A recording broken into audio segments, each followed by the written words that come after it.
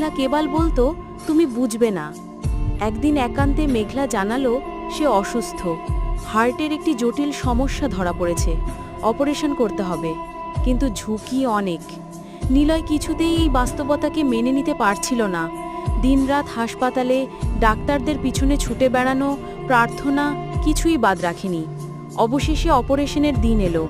নিলয় এক মুহূর্তের জন্য চোখের পলক ফেলেনি, কিন্তু সব চেষ্টা, সব কষ্ট, সব প্রার্থনা ব্যর্থ করে দিয়ে মেঘলা আর ফিরে এলো না। হাসপাতালে সাদা চাদরে মোড়ানো শরীরটা দেখে নিলয়ের মনে হচ্ছিল যেন পৃথিবীর সব রং এক মুহূর্তে নিঃশেষ হয়ে গেছে। আজ 4 বছর পরও সেই ক্ষত শুকায়নি। মেঘলার মোবাইল নম্বরটি এখনও সংরক্ষিত। মাঝে মাঝে কল করেও কাঁদে নিলয়, যেন একটা উত্তর আসবে।